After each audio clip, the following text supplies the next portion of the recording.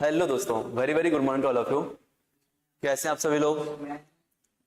तो जैसा कि आप जानते हो, मैं आपके साथ यहाँ पे एक नया विषय लेके आ रहा हूँ आज, जो कि आपके लिए एमपी के सभी एग्जाम्स के लिए होगा। आप एमपी पीवी द्वारा कराने वाले एमपी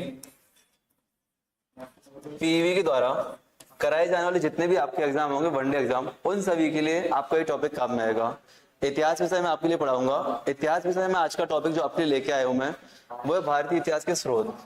क्या इंडियन हिस्ट्री के रिसोर्स होते हैं, भारतीय इतिहास के सोर्स, उसको मैं आपको पढ़ाऊंगा। इंडियन हिस्ट्री के रिसोर्स। आपको आज पहला दिन हमारे साथ है, तो मैं आपसे कुछ और बातें करना चाहूंगा कि सीधे टॉपिक पे आने से पहले इतिहास क्या है, क्यों पढ़ते हैं, क्यों नहीं पढ़ते हैं, मेरे पढ़ाने का तरीका क्या है। एक्चुअली क्या है, जब तक आप मुझसे जुड़ नहीं पाएंगे तो आप प्रॉपर पढ़ भी नहीं पाएंगे, है कि नहीं। क्योंकि मुझे पढ़ाना है, आपको समझना है, और समझने के साथ साथ क्या करना है, आपको एग्जाम भी निकाल रहे हैं। तो बात यहाँ पे आती है मेरे पढ़ाने के तरीके पे। सबसे पहला पॉइंट कि मेरा पढ़ाने का तरीका क्या रहेगा। जब भी मैं आपको टीच करूंगा, जब भी मैं आपको पढ़ाऊंगा, तो फर्स्ट ऑफ ऑल हम लोग क्या किसी टॉपिक को चॉइस करेंगे। क्या हमारा चॉइस क्या रहेगा, किसी टॉपिक को लेना। हम टॉपिक के साथ साथ क्या करेंगे, उस टॉपिक की सबसे पहले हम लोग क्या, पीवाईक्यू, जो आपके पहले क्वेश्चन आ चुके हैं उस टॉपिक से आपके सिमिलर से एग्जाम में, उन क्वेश्चन को हम लोग देखेंगे। क्या सबसे पहले हमारा पॉइंट क्या रहेगा, हम लोग टॉपिक को चॉइस करेंगे। सेकंड पॉइंट हमारा क्या रहेगा, पीवाईक्यू को चॉइस करेंगे हम लोग। पीवाईक्यू को चॉइस करना इसलिए जरूरी है क्योंकि हमें पता रहेगा किसी टॉपिक को कैसे पढ़ना है। देखो, मैं जीएस आपके लिए पढ़ा रहा हूँ, और वनडे एग्जाम के लिए जीएस पढ़ाना मतलब कि ब्रह्मांड में से कुछ तारे लेके आना या कुछ ग्रह आपके जो होते हैं ना, वो लेके आना। तो ऐसे आपके लिए यहाँ पे वनडे एग्जाम के लिए जीएस होता है कि आपको ब्रह्मांड में से कुछ तारे निकाल के देना है, ठीक है ना। तो हम लोग क्या करेंगे, टॉपिक के साथ साथ पीवाईक्यू पे फोकस करेंगे, जिससे पता रहेगा कि किसी टॉपिक को पढ़ते समय किन बातों पे ध्यान देना है। मैं ऐसा इसलिए बोल रहा हूँ क्योंकि आप लोग सिंधु घाटी सभ्यता पढ़ते हो या कोई भी आप टॉपिक पढ़ते हो, आप क्या सिंधु घाटी सभ्यता पढ़ोगे, आप कोई भी टॉपिक पढ़ोगे तो आपके साथ क्या दिक्कत रहेगी। आपको पता है सिंधु घाटी सभ्यता आपका यूपीएससी में भी आता है, आपके एमपीपीएससी में भी आता है, आपके यूजीसी नेट में भी आता है, आपके एसएससी में भी आता है, आपके अदर्स एग्जाम में भी आता है। अब जब टॉपिक सब में आना है, सभी जगह पे टॉपिक आना है, तो क्या आपका हर जगह एक सा पूछा जाएगा? नहीं, आपके पूछने का तरीका अलग होगा। आपको क्या होगा, पूछने का तरीका अलग होगा, हर जगह पे आपसे अलग तरीके से पूछा जाएगा। तो इसी का काम हमारा पीवाईक्यू करते हैं कि हम लोग किस क्लास के लिए पढ़ रहे हैं, किस एग्जाम के लिए पढ़ रहे हैं, किस लेवल पे हम लोग पढ़ रहे हैं, वो चीज हमें कहाँ से पता चलती है, आपके पीवाईक्यू क्वेश्चन से पता चलती है। तो आज हम टॉपिक की शुरुआत करेंगे, उसके पहले क्या करेंगे, पीवाईक्यू। आज का जो मैंने टॉपिक रखा है, मैंने आपको पहले बता दिया, इंडियन रिसोर्स। क्या रखा है आपके लिए, इंडियन रिसोर्स। आपने देखा होगा यहाँ पे आपको दिख रहा है भारत के इतिहास के स्रोत, सोर्स ऑफ इंडियन हिस्ट्री, ठीक है ना। शुरुआत करें, यहाँ पर ही हम लोग देखें इस चीज को। देखो, शुरुआत करते हैं अपने टॉपिक की। आपको नॉर्मली पता है इतिहास में क्या क्या पढ़ना होता है। अभी इन सब का टाइम नहीं हमारे पास, क्यों, क्योंकि हमें अपने मुद्दे पे आना है। नॉर्मली आपको पता होगा कि हम लोग हिस्ट्री को 3 टाइप में डिवाइड करते हैं, एंशिएंट, क्लासिकल, मिडिवल और मॉडर्न हिस्ट्री। ये सब चीजें आपको नॉर्मली पता होगा, बट इससे आगे जो मुद्दा हमारा है, किस पे आने वाला है, टॉपिक पे अपने, ठीक है ना। तो जैसे एक टॉपिक आपका छोटा सा टॉपिक है, एक आपका छोटा सा टॉपिक है भारतवर्ष। क्या भारतवर्ष आपका एक टॉपिक आता है, मतलब आपसे पूछा जाता है एग्जाम में कि इंडिया के जो नाम रखे गए हैं, कभी हम लोग हिंदुस्तान बोलते हैं, कभी इंडिया बोलते हैं, कभी भारत बोलते हैं, कभी जम्मू द्वीप बोलते हैं, तो क्यों बोलते हैं और कहां से चीज आई है हमारे पास। यहाँ से आपका सबसे पहला क्वेश्चन आता है। क्वेश्चन कैसे आते हैं, पहले मैं आपको प्रश्न दिखा दूं क्वेश्चन कैसे आते हैं, और बता दूं, मैं ट्राई करूंगा आपके बाइलैंग्वेज को, ठीक है ना। देखो, जैसे प्रश्न बनता है यहाँ पे, the term Hindustan is derivated from which language, मतलब कि आपका हिंदुस्तान शब्द किस भाषा से आया है, ठीक है ना। अगला क्वेश्चन, जम्मू द्वीप का उल्लेख किस संदर्भ में किया जाता है, मतलब आपको क्या फोकस करना है कि जम्मू द्वीप का उल्लेख किस संदर्भ में किया जाता है। आपको यहाँ पे ऑप्शन दिया, आपको बताना नहीं अभी आंसर, हम लोग पढ़ेंगे। अभी हम लोग सिर्फ क्वेश्चन क्यों देख रहे हैं, क्वेश्चन क्यों देख रहे हैं, जिससे हमें पता रहे कि टॉपिक में क्या पढ़ना होता है, कंटेंट में क्या पढ़ना होता है, ठीक है ना। आपको पता है डिजिटल इंडिया का यही प्रॉफिट है कि हमें हर चीज आसानी से मिल जाती है और आसानी से हम लोग पढ़ लेते हैं, और एक पढ़ने का तरीका मिल जाता है हमें, ठीक है ना। हिंद शब्द की उत्पत्ति किस शब्द से मानी जाती है, ठीक है ना। यहाँ पे क्वेश्चन इस प्रकार का आ रहा है, आपको पता चल रहा है कि नहीं कि आपके एग्जाम में कैसे प्रश्न आएंगे, ठीक है ना। तो यहाँ पे टॉपिक आपका भारतवर्ष आ गया। पहला टॉपिक क्या है आपका, इस भारतवर्ष को लेते हैं। इस छोटा सा टॉपिक है कि भारतवर्ष है क्या चीज। आपको पता है हम लोग क्या आदि भारतवर्ष किसको बोलते हैं। सबसे पहला पॉइंट, भारतवर्ष किसे बोलते हैं। आदि हम लोग उत्तर से लेकर दक्षिण तक जाते हैं, जो कि आपको पूरा एरिया आपको दिखाई दे रहा है। देखो लिखा है कि from the Himalayas in the northern to oceans southern, मतलब कि आपका हिमालय से लेकर दक्षिण समुद्र तक जो फैला हुआ क्षेत्र उसको हम लोग भारतवर्ष करते हैं, उसको हम लोग क्या भारतवर्ष कहते हैं। बट यहाँ से प्रश्न नहीं बनेगा आपका, प्रश्न बनेगा यहाँ से, प्रश्न बनेगा आपका यहाँ से। सबसे पहला प्रश्न आपका क्या बनता है कि भारत, इसको कई बार भारतवर्ष भी कहते हैं, भरतों का देश भी कहा जाता है, भारतवर्ष भी कहते हैं और भरतों का देश भी कहा जाता है। कहाँ पे आप देखोगे इसको भरत की संतान भी कहा गया है, इसको भारत में रहने वाले लोगों को भरत की संतान भी कहा जाता है। आप देखोगे हमारे महाभारत या जो आपके पुराण होते हैं, महाभारत होता है, पुराण होता है, जैसे आपका नाम आता है स्कंद पुराण, क्या आता है स्कंद पुराण आपका आता है। स्कंद पुराण में बताया गया है कि हमारे देश का नाम भारत इसलिए पड़ा क्योंकि जो आपके जैन धर्म के तीर्थंकर थे भरत देव आदिशेश्वर स्वामी, उनके जो पहले पुत्र थे भरत देव, वो चक्रवर्ती सम्राट थे, तो उनके नाम से भारत देश का नाम भारतवर्ष पड़ा, ऐसे बोलते हैं। ऐसे महाकाव्य पुराणों में कई तरीके से बताया जाता है कि भारतवर्ष कहते हैं। आपसे पूछा गया क्वेश्चन क्या कि हमें कहां से पता चला कि भारतवर्ष या भारत हम कैसे कहते हैं भारत को, पहला क्वेश्चन आपका। दूसरा पॉइंट, भारत मूलतः एक कबीले का नाम था। आपने ऋग्वेद में पढ़ा होगा, आप ऋग्वेदिक काल पढ़ते हैं तो भरत कबीला वहां पढ़ते हैं, तो कहां से भरत कबीले से नाम आया। और इसकी जानकारी कहां से मिलती है हमें, इसकी जानकारी मिलती है ऋग्वेद से। कहां से मिलती है हमें प्रॉपर जानकारी, ऋग्वेद से जानकारी मिलती है, ठीक है ना। तो हमने क्या कंटेंट देगा, जो हमारे क्वेश्चन थे उसके आधार पर हमें पढ़ना है और वैसे हम लोग इसको डिलीवर करेंगे, ठीक है। देखो names of India in ancient time, मतलब प्राचीन भारत में अपन लोग क्या बोलते थे, इंडिया को कैसे बोलते थे। यहाँ पर हम लोग जम्मू द्वीप बोलते थे, क्या बोलते थे, जम्मू द्वीप बोलते थे। अब जम्मू द्वीप क्यों बोलते थे, आपको पता है, आपको इतना विशाल भारत दिख रहा है। एक चीज नॉर्मल आपको बता दूं, एक हिंट दे दूं, मैं यदि ऐसा कोई पॉइंट बना रहा हूं तो इसको भारत समझना। ऐसा नहीं है मुझे भारत का मैप बनाना नहीं आता है, बट इसका जल्दबाजी का तरीका होता है, इसको हम लोग क्या भारत समझेंगे, ठीक है ना, इसको हम लोग क्या भारत समझेंगे। आपको पता है हम लोग प्राचीन काल में भारत को जम्मू द्वीप इसलिए कहते थे क्योंकि आप उत्तर से दक्षिण तक घूमोगे आपको जंगल पठार हर चीज दिखेगा, लेकिन मुख्य रूप से उस समय पे आपको हर जगह पे जम्मू के वृक्ष मिलते थे, जो हम जामुन खाते हैं ना, जामुन, उसके वृक्ष मिलते थे। इसलिए हम लोग इसको क्या प्राचीन काल में जम्मू के वृक्षों के नाम से जम्मू द्वीप कहते थे, क्या कहते थे, जम्मू द्वीप कहते थे, ठीक है ना। 3 पॉइंट आपके हुए। यहाँ पे एक शब्द आता है हिंदू, हम लोग बोलते हैं हिंदुस्तान, हिंदू, हिंदुस्तान। तो यहाँ पे पॉइंट आ रहा है कि प्राचीन जो आपके हिंदू, आपको बता दो जो ईरानी लोग थे, ईरानी फारसी ईरानी लोग थे आपके, वो लोग क्या हा को सा बोलते थे, सा को हा, मैंने क्या बोला, वो लोग सा को हा बोलते थे, सा को हा बोलते थे। अब यहाँ पे आपको पता है सिंधु नदी आती है, यहाँ पे आपकी यदि आप मैप ड्रॉ करो तो आपको पता होगा यहाँ पे आपकी सिंधु नदी जाती है, यहाँ पे आपकी क्या सिंधु नदी आती है। इसको लोग सप्त सैंधव प्रदेश के नाम से जानते हैं, इसको सप्त सैंधव प्रदेश के नाम से इसको हम लोग जानते हैं, जानते कि नहीं, सप्त सैंधव प्रदेश के नाम से जानते हैं। तो यहाँ पे जो नदी बहती थी सैंधव नदी, सिंधु नदी, सिंधु नदी। अब ईरानी लोग क्या थे आपके, ईरानी लोग क्या थे, सिंधु को हिंदू, सा को हा बोलते थे, क्या सा को हा बोलते थे, ठीक है ना। तो यहाँ पे सिंधु को इन्होंने क्या कर दिया, हिंदू, सिंधु का क्या कर दिया, हिंदू। यदि आपसे पूछा जाए हिंदू शब्द कहां से आया है, हिंदू शब्द कहां से आया, तो ईरानियों से। कहां से आया, ईरानियों से। कहां से आया, ईरानियों से, ठीक है। आगे बढ़ते हम लोग। नेम एंड फॉरेन लैंग्वेज, आपकी विदेशी लैंग्वेज हम लोग क्या बोलते हैं, फॉरेन लैंग्वेज हम लोग क्या बोलते हैं, इंडिया, क्या बोलते हैं, इंडिया। क्यों, ये लोग सिंधु क्षेत्र को, सिंधु को इंडस बोलते थे, सिंधु को क्या इंडस बोलते थे। जो आपके फॉरेन लोग थे, ब्रिटिशर्स थे, सिंधु को क्या बोलते थे, इंडस, क्या बोलते थे, इंडस। और इसी इंडस ने क्या निकाल दिया, इसी इंडस ने क्या निकाल दिया आपका इंडिया, ठीक है ना। तो आप नॉर्मली आपको वनडे एग्जाम के लिए समझ में आ गया कि कहां से क्या पकड़ना है, कैसे जवाब देना है, ठीक है ना। देखो यहाँ पे लिखा यूनानी ने से इंडे कहा, यूनानियों ने इंडे कहा, अरब ने से हिंद कहा और बाद में अंग्रेजों ने इंडिया कहा, बाद में अंग्रेजों ने क्या किया, इंडिया, ठीक है ना। ग्रीक्स क्या बोल रहे हैं, हिंदे, अरब क्या बोल रहे हैं, हिंद, और ब्रिटिशर्स क्या बोल रहे हैं आपके यहाँ पे, इंडिया।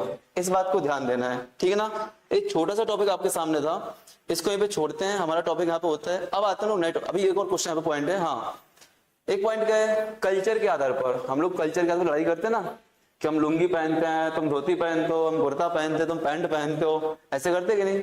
तो वही यहाँ पे टॉपिक है, क्या कल्चर के आधार पर, क्या कल्चर के आधार पर भी इंडिया को नाम दिया जाता है, क्या नॉर्थ इंडिया और साउथ इंडिया। आपका नॉर्थ इंडिया और साउथ इंडिया, यहाँ पे उत्तरी भाषा की जो आपकी उत्तर की भाषाएं वो बोली जाती हैं, यहाँ पे आपकी साउथ की भाषाएं बोली जाती हैं, ठीक है ना, द्रविड़ भाषाएं बोली जाती हैं और इंडो यूरोपियन भाषाएं बोली जाती हैं। यहाँ का कल्चर भी अलग है, संस्कृति इसको बोलते हैं, संस्कृति अलग है, कल्चर अलग है, यहाँ का भाषा अलग है। आपको पता है फिलहाल में भाषा विवाद बहुत बढ़ रहा है अपने आप है कि नहीं? तो उसको आपको पॉलिटी में आप लोग पढ़ोगे भाषा के रूप में, ठीक है ना। अब आती मेन अपने भारतीय संविधान में क्या बोलते हैं हम लोग, भारतीय संविधान में क्या बोलते हैं। अब आपके माइंड में पॉलिटी कहाँ से लेके आएगा हम लोग, एक पॉलिटी नहीं है आपका भारत, हम लोग शब्द क्या पढ़ा था, भारतवर्ष, भारतवर्ष हम लोग पढ़ रहे हैं ना कि भारतवर्ष, भारत शब्द कहाँ कहाँ से है। तो भाई अब भारतीय संविधान अंतिम सोर्स है, वहां पे हम लोग क्या बोलते हैं, तो भारतीय संविधान का अनुच्छेद 1 और अनुच्छेद 1(1) क्या बोलता है, साथ में प्रायम्बल आपकी प्रस्तावना क्या बोलती है। तो प्रस्तावना में लिखा है आपका भारत अर्थात इंडिया, भारत अर्थात इंडिया क्या होगा, राज्यों का संघ होगा। तो हमारी प्रायम्बल क्या बोलती है, हमारी प्रायम्बल क्या बोलती है, क्या बोलती है हमारी, कि भैया भारत और इंडिया, भारत और इंडिया शब्द कहाँ दिया गया है, भारत के संविधान की प्रस्तावना में, कहाँ पे, भारत के संविधान की प्रस्तावना में।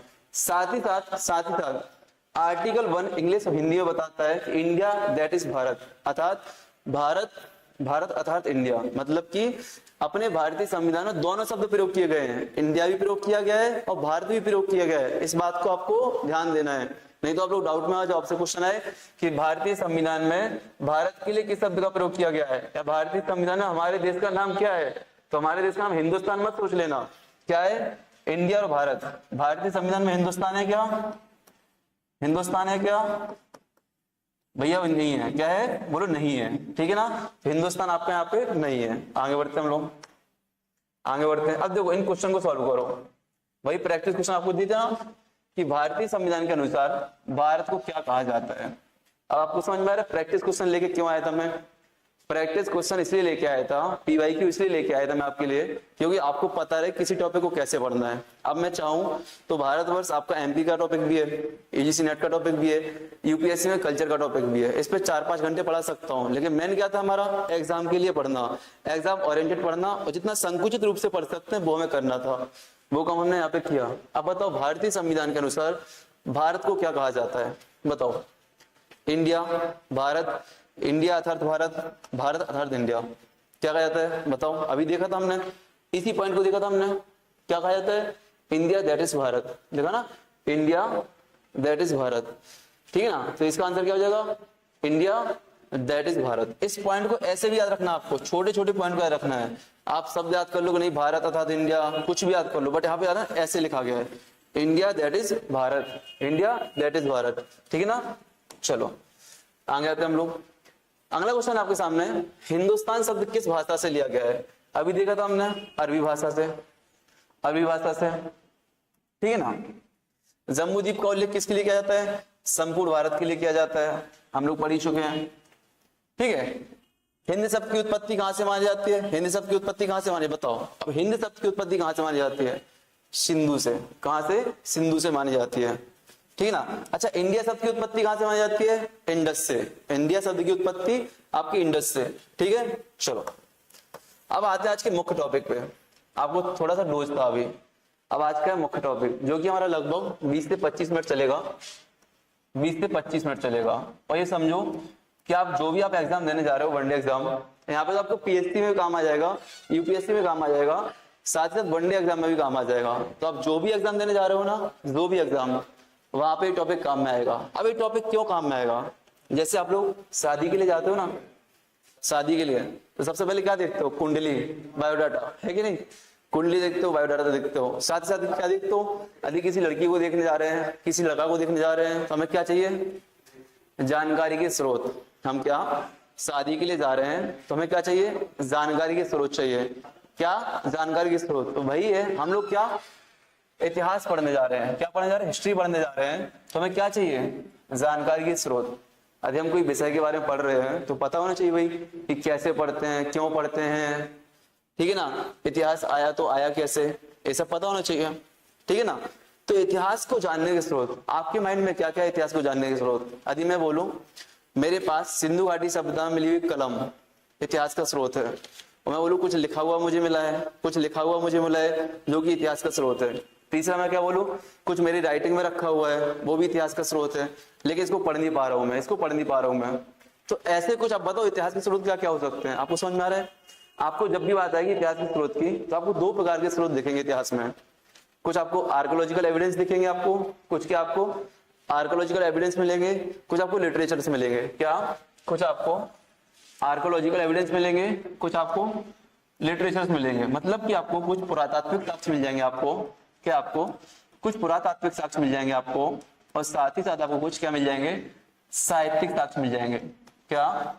साहित्यिक साक्ष्य आपको मिल जाएंगे।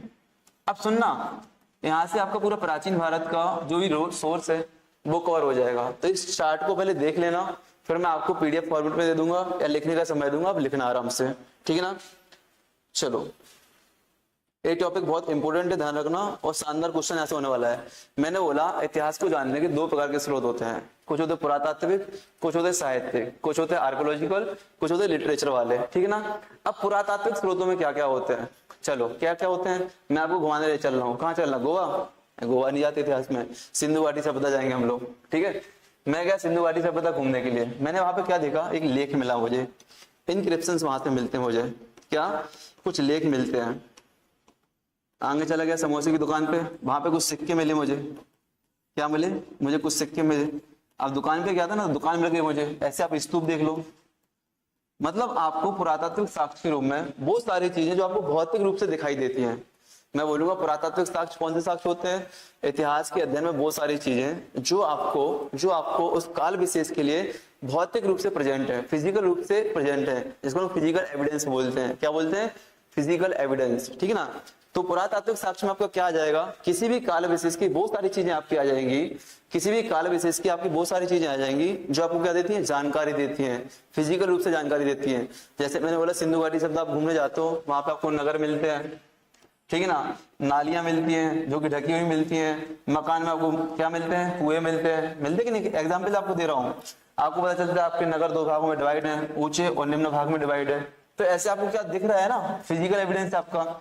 जो आपको फिजिकल एविडेंस होते हैं, जो आपके फिजिकल एविडेंस होते हैं वो क्या होते हैं, आपके पुरातात्विक साक्ष्य, आर्कोलॉजिकल साइट्स होती हैं, आर्कोलॉजिकल आपके साक्ष्य होते हैं, ठीक है ना, एविडेंस होते हैं। अब सुनना यहाँ पे, इससे हमारा क्या मतलब है।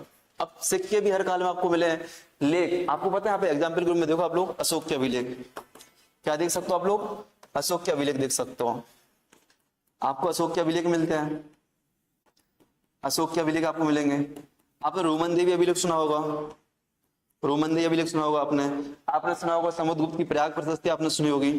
मतलब यहाँ पे आपको विभिन्न चीजें लिखी हुई मिलेंगी, कभी चट्टानों पे मिल जाएंगी, कभी आपको कागज के टुकड़े पे, मतलब कुछ आपको धातु के टुकड़े पे मिल जाएंगे, कभी आपको, आपने सुना होगा पांडुलिपि आपको मिल जाएंगे, ठीक है ना। सिक्के आप देखते हो, विभिन्न सिक्के आपको मिलते हैं। जैसे सबसे पहले प्राचीन सिक्के कहाँ से मिलते हैं आपको, पंचमार्क कॉइन आपको मिलते हैं। क्या? पंचमार्क कॉइन आपको पैसे मिलते हैं, कहाँ पे, आपके महाजनपद काल में सबसे प्राचीन सिक्के ना। ऐसे आप देखते हो, आप पढ़ते हो ना विभिन्न काल में, कभी सोने के सिक्के चले, कभी चांदी के सिक्के चले, कभी प्रोटीन के सिक्के चले, ठीक है ना। तो विभिन्न, कभी आपके किसके, जस्ते के सिक्के, आपको मतलब अलग अलग टॉपिक, आपको अलग अलग सिक्के मिलते हैं। तो आपको जो सिक्के होते हैं इतिहास बताते हैं। इतिहास कैसे बताते हैं, इतिहास कैसे बताते हैं, सिक्के किस में काम में आते हैं, व्यापार अर्थव्यवस्था में। मतलब कि यदि किसी काल विशेष में हमें सिक्के मिल रहे हैं, किसी काल विशेष में सिक्के मिल रहे तो क्या काम करेंगे, आपके व्यापार का काम करेंगे। क्यों? अगर सिक्के नहीं होंगे तो हमें क्या करना पड़ेगा, वस्तु विनिमय करना पड़ेगा। क्या करना पड़ेगा? वस्तु विनिमय करना पड़ेगा। और वस्तु विनिमय करना आसान है, कठिन है? कठिन है। दूसरा, यदि सिक्के हैं, सिक्कों से व्यापार करना आसान है कि नहीं है। मुझे कोई भी चीज चाहिए, कोई भी सामग्री चाहिए, मैं क्या करूंगा, रोकड़ा लेके जाऊंगा, रोकड़ा, सिक्के मतलब रोकड़ा, रुपया लेके जाऊंगा और कुछ भी लेके आ जाऊंगा, है कि नहीं। तो वस्तु विनिमय से ज्यादा आपके यदि कॉइन्स आपके पास हैं, मुद्रा आपके पास है, तो व्यापार करना क्या है, आसान है, ठीक है ना। तो इस प्रकार से इतिहास के अध्ययन में आपके क्या काम में आते हैं, इस प्रकार से इतिहास के अध्ययन में आपके सिक्के काम में आते हैं, ठीक है ना। अभी क्या है, अभी आप नॉर्मली पढ़ रहे हो, जब इसको डिटेल में पढ़ेंगे ना तो बहुत शानदार तरीके से इस पे घंटों क्लास चलती है। इन सारे पॉइंट जितने लिखो इस पे घंटों क्लास कर सकते हैं हम लोग। क्यों? क्योंकि ये सब क्या है, डिस्कशन के टॉपिक, आपको क्या डिस्कशन करने के टॉपिक हैं, ठीक है ना। चलो स्तूप देख लो आप, सांची के स्तूप आपको मिलते हैं, क्या मिलते हैं, सांची के स्तूप आपको मिलते हैं, ठीक है ना, सतना के स्तूप आपको देखने को मिल जाएंगे, ठीक है, आपको बोरोबुदुर का स्तूप देखने को मिल जाएगा, विभिन्न प्रकार के मंदिर, आपको प्राचीन काल के मंदिर भी आपके पुरातात्विक साक्ष्यों में आते हैं, मंदिर भी आपको पुरातात्विक साक्ष्यों में आते हैं। और क्या आपको सामग्री मिलती है, आपको खिलौने मिलते हैं, खिलौने भी पुरातात्विक साक्ष्यों में आते हैं, आपको मूर्तियां मिलती हैं, मूर्तियां भी पुरातात्विक साक्ष्यों में आती हैं। मतलब इन शॉर्ट में भर से बोल आपको रिपीट कर दूं कि जितने भी आपके फिजिकल एविडेंस होते हैं वो आपके पुरातात्विक साक्ष्य में आते हैं, उनका अपना अपना महत्व होता है इतिहास के अध्ययन में। और हम लोग क्या पढ़ रहे हैं, इतिहास का अध्ययन, क्या क्या रिसोर्स हैं, क्या क्या स्रोत है इतिहास के अध्ययन के लिए, ठीक है ना। अब आते हैं लोग साहित्यिक साक्ष्य में। यहाँ पर थोड़ा आपके लिए टफ हो जाता है, क्यों कि वहां पे डिवाइड करना होता है। कैसे डिवाइड करना होता है, धार्मिक साहित्य कौन सा है, ठीक है ना, सॉरी यहाँ पे नॉर्मल साहित्य आपका कौन सा है, मतलब हम लोग लिखते हैं ना, महाकाव्य लिखते हैं, गीता लिखते हैं, इनके अलावा धर्म के अलावा जो जन सामान्य के लिए साहित्य लिखे वो साहित्य कौन से हैं, साथ ही साथ जो हमने लिखे वो साहित्य, जो विदेशियों ने लिखे वो साहित्य, मतलब इंडियन साहित्य और फॉरेन साहित्य, इसमें डिफरेंट करना होता है, ठीक है ना। तो इस पॉइंट को मैं साफ करूंगा क्योंकि मेरी राइटिंग बहुत अच्छी है, आपको पता है, दिख ही रहा होगा। तो यहाँ पे लिखते हैं लिटरेचर्स, ठीक है ना, क्या साहित्यिक साक्ष्य, साहित्यिक साक्ष्य, ठीक है ना।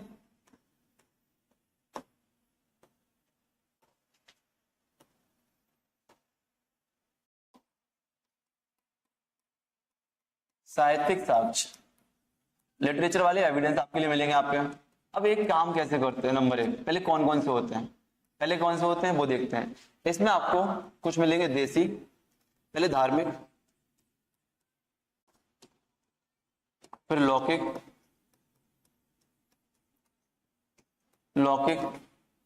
फिर आपके विदेशी इसमें आ जाएंगे, विदेशी यहाँ पे आ जाएंगे, आपके यहाँ पे विदेशी हो जाएंगे, ठीक है ना। धार्मिक साहित्य में कौन से आ जाएंगे आपके, धार्मिक साहित्य में आप जाओ, धार्मिक में जाओ तो आपके हिंदू धार्मिक साहित्य, आपको पता है हिंदू धर्म भी एक आपका मिल रहा है, आपको हिंदू धार्मिक साहित्य, जैन धार्मिक साहित्य, बुद्धिस्ट आपको मिलेंगे, बुद्धिस्ट आपको मिलेंगे, ठीक है ना। आपको सभी प्रकार के साहित्य मिलेंगे, ठीक है ना, आपको सभी प्रकार के साहित्य देखने को मिलेंगे, ठीक है ना। धार्मिक में आपको हिंदू साहित्य मिलेंगे, जैन भी मिलेंगे, बुद्ध भी मिलेंगे। बुद्ध में आपको पता है पाली भाषा में ग्रंथ लिखे गए हैं, उनको हम ले लेंगे यहाँ पे, ठीक है ना। जैन के आपके प्राकृत भाषा में ग्रंथ लिखे गए हैं, ठीक है ना, उनको ले लेंगे, ठीक है ना। आपके हिंदू में आपको 4 वेद आप लोग पढ़ते हैं, 4 वेद पढ़ते हैं, उपवेद पढ़ते हैं, वेदांग पढ़ते हैं, ब्राह्मण ग्रंथ पढ़ते हैं, उपनिषद पढ़ते हैं, क्या उपनिषद पढ़ते हैं, अरण्यक पढ़ते हैं, ये सारे आपको किसमें आ जाएंगे, आपके हिंदू साहित्य के अंतर्गत आ जाएंगे। किसके अंतर्गत, हिंदू साहित्य के अंतर्गत आ जाएंगे। अब मैं यहाँ पे बोलूंगा आपसे लौकिक साहित्य कौन सा है, लौकिक साहित्य आपके, अच्छा महाकाव्य, जैसे मैं बोला रामायण और गीता, रामायण आपकी हो गई, महाभारत हो गई, रामायण और महाभारत महाकाव्य है, तो महाकाव्य आपके किसमें आएंगे, धार्मिक साहित्य में आ जाएंगे। जो आपके धार्मिक महाकाव्य हैं वो आपके इसमें आ जाएंगे, लेकिन अन्य महाकाव्य नहीं आएंगे। जैसे मैं बोला कालिदास का कोई महाकाव्य आ गया, वो किसमें आएगा, आपको लौकिक साहित्य में। तो लौकिक साहित्य में किस प्रकार के स्रोत आते हैं, लौकिक साहित्य में आपके किस प्रकार के स्रोत आते हैं, याद रखना। कैसे आएंगे, कुछ व्याकरण ग्रंथ होंगे, कुछ आपके व्याकरण ग्रंथ होंगे, जैसे कि पाणिनि का अष्टाध्यायी, पाणिनि का अष्टाध्यायी आपका हो गया, क्या हो गया, पाणिनि का अष्टाध्यायी आपका हो गया। इसे आपके किसमें आ जाएंगे, आपके व्याकरण ग्रंथ में आ जाएंगे। कालिदास की रचनाएं आपकी हो गई,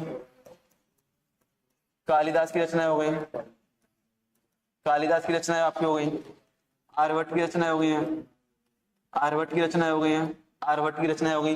विभिन्न जो रचनाएं हैं आपकी, विभिन्न जो रचनाएं हैं वो लौकिक साहित्य में आपके आ जाएंगी, किसमें आ जाएंगी, लौकिक साहित्य में आ जाएंगी। अब एक प्रश्न मैं यहाँ से पूछूंगा आपसे, एक प्रश्न आपसे पूछूंगा, जैसे मैं यहाँ पे सम्राट हूँ, मैं क्या हूँ, राजा हूँ, और आप मेरे अधीन रहकर एक ग्रंथ लिख रहे हो, मतलब मेरी आत्मकथा लिख रहे हो, मेरे अधीन रहकर मेरी आत्मकथा लिख रहे हो, तो वो किस में आएगा, आप रिलीजियस में आएगा या लौकिक में आएगा, धार्मिक में आएगा या लौकिक में आएगा, किस में आएगा, लौकिक में, किस में आएगा, लौकिक में।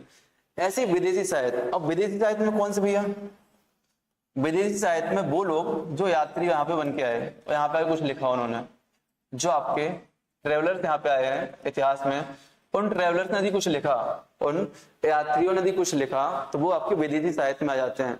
कुछ एग्जाम्पल्स आपके सामने लेके आते हैं, जैसे सबसे पहले इंडिका, किसकी है, इंडिका किसकी है, मेगास्थनीज की इंडिका मिल जाएगी आपको।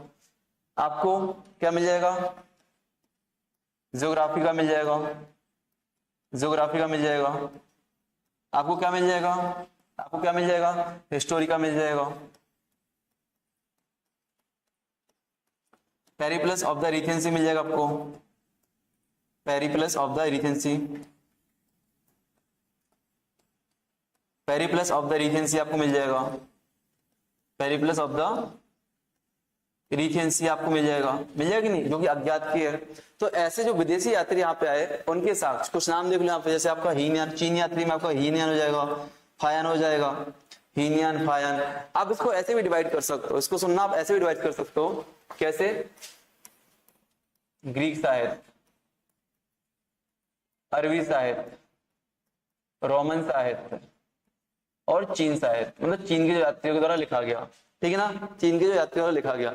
अब इतना सब पढ़ा, यहाँ से प्रश्न कैसे आते हैं, यहाँ से प्रश्न सब ऐसे आते हैं, किसी व्यक्ति का नाम आ जाएगा, उस व्यक्ति का बुक बताओ, जैसे बोला इंडिका किसकी है, मेगास्थनीज की है, इंडिका किसकी है, मेगास्थनीज की है, ठीक है ना। आपका टॉप क्वेश्चन क्या आ जाएगा, क्वेश्चन आ जाएगा कि निम्नलिखित, कोई नाम लिख देगा और लिख देगा कि निम्नलिखित साहित्य किसके अंतर्गत आता है, निम्नलिखित साहित्य किसके अंतर्गत आता है, किस प्रकार का साहित्य है, ठीक ना, किस प्रकार का साक्ष्य है। जैसे मैंने लिख दिया कि आप बताओ स्कंद पुराण, स्कंद पुराण आपका किसका एग्जाम्पल है, स्कंद पुराण आपका किसका एग्जाम्पल है, स्कंद पुराण आपका किसका एग्जाम्पल है, बताओ स्कंद पुराण किसका एग्जाम्पल हो जाएगा, आपकी धार्मिक साहित्य का, किसका हो जाएगा, धार्मिक साहित्य का आपका एग्जाम्पल हो जाएगा। मैंने लिखा कि पुलिकेशिन द्वितीय का, चलो सातवाहन का नासिक अभिलेख, सातवाहन का नासिक अभिलेख, सातवाहन का नासिक अभिलेख किस प्रकार के साक्ष्यों में आ जाएगा, किस प्रकार के एविडेंस में आ जाएगा, सातवाहन का नासिक अभिलेख किस में आ जाएगा,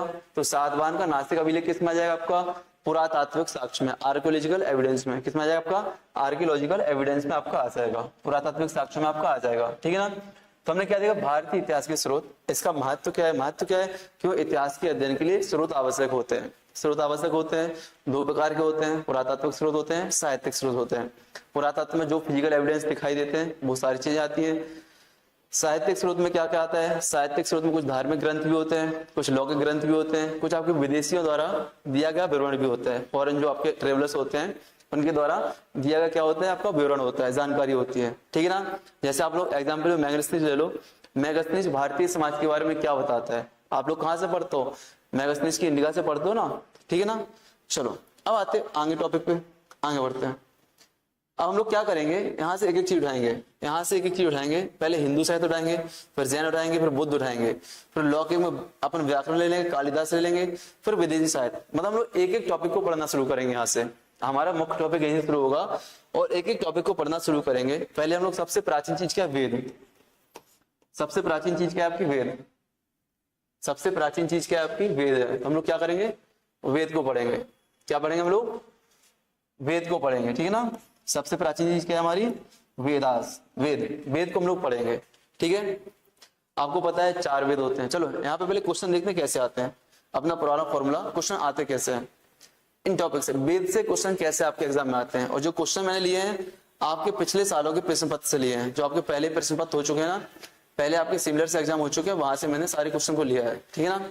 तरीका तो आपको समझ में आ गया हम लोग कैसे बढ़ने वाले हैं। पहले हम लोग क्या करेंगे, टॉपिक को पकड़ेंगे, टॉपिक को थोड़ा जुड़ेंगे टॉपिक से, फिर हम लोग क्या करेंगे, टॉपिक को शुरू करने से पहले उनके प्रश्न देखेंगे कि वहां से कैसे प्रश्न आते हैं। उसका कारण मैंने बता दिया कि एक ही टॉपिक आपके सभी एग्जामिनेशन में आता है, और जब एक टॉपिक आपके ऑल ओवर सभी एग्जाम में आता है तो पूछने का तरीका क्या होगा, अलग होगा। तो इसीलिए हम लोग क्या करते हैं, पहले क्वेश्चन देखते हैं कि हम जिस एग्जाम के लिए पढ़ रहे हैं वहां पे प्रश्न कैसे आते हैं, ठीक है ना। तो वेदों का संकलन कर्ता किसे माना जाता है, मतलब संकलन कर्ता के रूप में नाम आ रहा है यहाँ पे, ठीक है। अगला क्वेश्चन आपका कहां से बन रहा है, निम्नलिखित में कौन सा वेद सबसे प्राचीन, मतलब आपके क्रमोलॉजी क्वेश्चन आ रहे हैं, प्राचीन बताना है, नया बताना है, ठीक है ना। आगे ऋग्वेद में मंत्रों को क्या कहा जाता है, मतलब मंत्रों के लिए क्या शब्द किया गया है उसका आ रहा है। अब मतलब कि वेद की जानकारी आ रही है, सीधी बात। प्रश्न कहां से आ रहा है, वेद की जानकारी से आ रहा है कि उसके अंदर जो मंत्र लिखे गए हैं उन मंत्र को कोई नाम दिया गया है, रिचुअल्स दिया गया है, ऋचाएं दी गई, क्या नाम दिया गया है, वहां से आपको क्वेश्चन आ रहा है, ठीक है ना।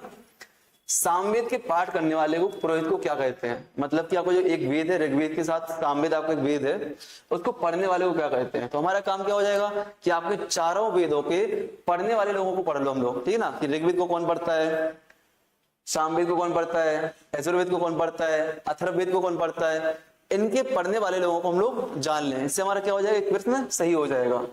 ठीक है, अब समझ में आ रहा है ना हम लोग क्यों क्वेश्चन देख रहे हैं। पहले क्वेश्चन देखने से पता चल रहा है कि पढ़ने की डायरेक्शन क्या है, पढ़ने की डायरेक्शन क्या है। मैं निकला तो घर से समीक्षा इंस्टीट्यूट के लिए, मैं निकला तो घर से समीक्षा इंस्टीट्यूट के लिए, लेकिन बीच में दोस्त यार मिल गए। मैं कोई एसएससी की तैयारी कर रहा था, कोई बैंक की कर रहा था, कोई यूपीएससी कर रहा था। मैं अपना गोल भूल गया, यहाँ भटक गया, लेकिन मुझे पता होता कि मेरी प्लानिंग क्या है तो मैं सही से जा सकता था। और वो प्लानिंग क्या है आपकी, पीवाईक्यू। पीवाईक्यू आपको बताते कि पढ़ना कैसे होता है। ठीक है ना, कौन सा वेद गद्य और पद्य दोनों में है, प्रोज एंड वर्स, कौन सा वेद आपका पद्य और गद्य दोनों में है। देखो यहाँ पे आपको लैंग्वेज की दिक्कत नहीं आएगी, क्यों, क्योंकि स्क्रीन पे आपको दोनों चीज दिख रही है, हिंदी भी दिख रहा है, इंग्लिश भी दिख रहा है, हिंदी भी दिख रहा है, इंग्लिश भी दिख रहा है। और मुझे पता है कि छोटा मोटा एग्जाम नहीं है ये चीज, तो आपको लैंग्वेज का बैरियर नहीं होना चाहिए। क्यों, हम लोग एमपी के रहने वाले हैं, और जब एमपी के रहने वाले होते हैं ना तो लैंग्वेज तो हिंदी है ही, बट इंग्लिश भी आनी चाहिए। तो कई बार मैं इंग्लिश को बोलता हूँ, कई बार हिंदी को बोलता हूँ, तो आप लोग परेशान ना हो। स्क्रीन पे आपको दोनों छपी हुई है, क्या, दोनों छपी हुई है, यही तो बोलते हैं डिजिटल इंडिया। ठीक है ना, सामवेद को किसका जनक माना जाता है, मतलब सामवेद से कोई ऐसी चीज निकलती है जो विशेष है, कोई विशेष ही है। सामवेद कोई विशेष चीज के बारे में बताता है, तो आपको बताना सामवेद से जनक, सामवेद को किसका जनक माना, फाउंडर। ठीक है ना, आगे सामवेद में कुल कितने सूक्त है, मतलब यहाँ से फैक्चुअल भी पूछ रहा है कितने सूक्त है, क्या है इसकी जानकारी भी देना है। ठीक है, पृथ्वी सूक्त किस वेद से है, मतलब कोई सूक्त दिया गया है उस वेद से, कौन से वेद से वो सूक्त है। तो क्या यहाँ पे सारे सूक्त पढ़ने हैं, हमें सारे हजारों लाखों सूक्त पढ़ने हैं, बिल्कुल नहीं पढ़ने हैं। जो आपके 10 से 12 महत्वपूर्ण है, जो आपके आज के जीवन में काम आते हैं, जो आपके सामाजिक जीवन में काम आते हैं, जो आपके लाइफ स्टाइल को चेंज करते हैं, सिर्फ उन्हीं सूक्त को पढ़ना है, उन्हीं सूक्त को पढ़ना है। 7 से 8 लाइन होती है, वो आपको पढ़ लोगे आपको याद हो जाएंगे। किस वेद में जादू टोने और लोक विश्वासों का उल्लेख है, किस वेद में जादू टोने और लोक विश्वास का उल्लेख है। ठीक है ना, तो वेद की आपको क्या होता है, व्याख्या बतानी है कि किसी वेद में ऐसी जानकारी दी गई है। ओम फट स्वाहा, आपसे लिखा ना बस में चढ़ते हुए लिखा रहता है वसीकरण, तो वही है जादू टोना, वसीकरण, किसको बस में करना है।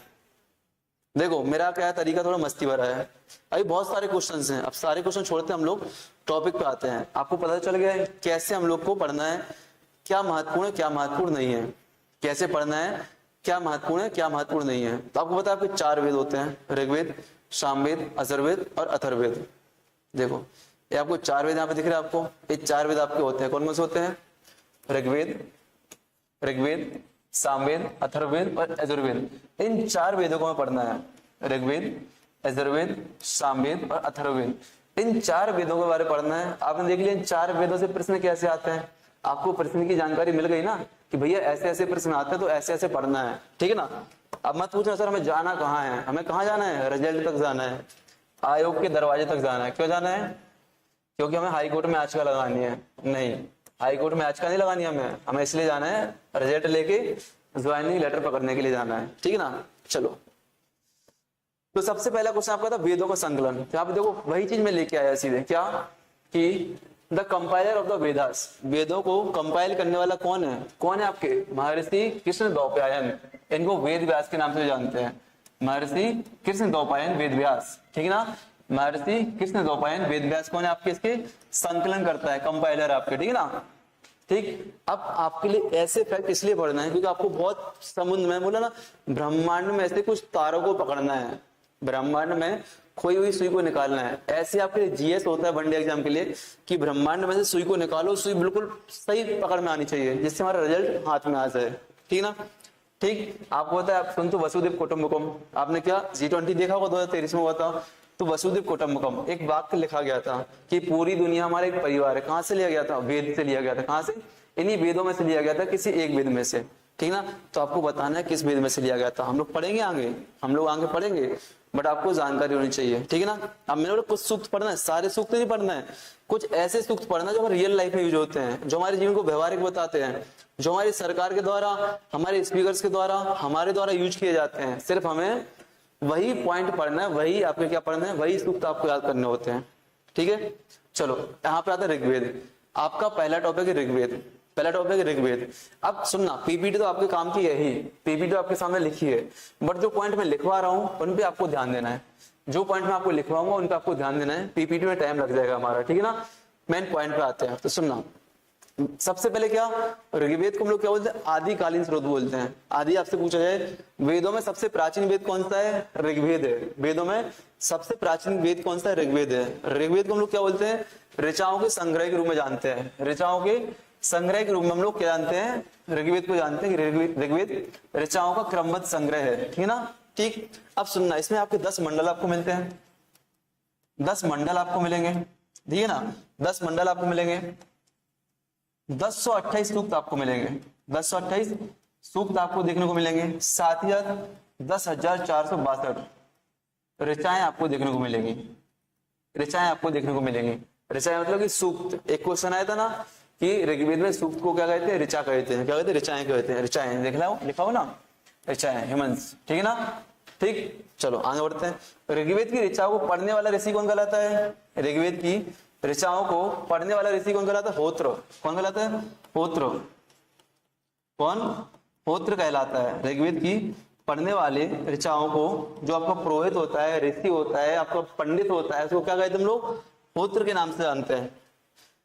अब इससे जानकारी क्या मिलती है भाई, इतिहास के स्रोत के रूप में पढ़ रहे हैं ना, तो जानकारी ऋग्वेदिक कालीन पॉलिटिकल व्यवस्था मिलती है, धार्मिक विश्वास की जानकारी मिलती है, और प्राचीन इतिहास की जानकारी मिलती है। जो 2-4 पॉइंट मैंने आपको लिखे हैं ना, ये आपके लिए बहुत महत्वपूर्ण है। इनको आपको नोट करते चलना है और याद करते चलना है, ठीक है। हम लोग रिविजन भी करेंगे। अभी यहाँ पे लिखा है ऋग्वेद के कुछ विशेष सूक्त। अब सूक्त आपसे पूछा गया ना, सूक्त, तो वही जो मैंने उठा लिए हैं। जैसे कि सबसे पहले गायत्री मंत्र, ऋग्वेद का एक तीसरा मंडल है। हमने क्या पढ़ा, ऋग्वेद में कितने हैं, 10 मंडल है। ऋग्वेद में कितने हमने पढ़ा था, 10 मंडल है। क्या है, 10 मंडल है। इसमें से 2 से लेकर 7 तक तो प्राचीन आपके, 2 से लेकर 7 तक क्या है, प्राचीन, बकाया आपके नए हैं, बकाया आपके नए ग्रंथ हैं, ठीक है ना। तो इसी के तीसरे मंडल में, इसी के आप थर्ड मंडल में जाओगे, इसी के तीसरे अध्याय में जाओगे, थर्ड मंडल में आप लोग जाओगे, तो आपको गायत्री मंत्र देखने को मिलेगा। क्या मिलेगा, गायत्री मंत्र देखने को मिलेगा, जो कि किसके द्वारा लिखा गया है, विश्वामित्र के द्वारा। किसके द्वारा, विश्वामित्र के द्वारा लिखा गया है।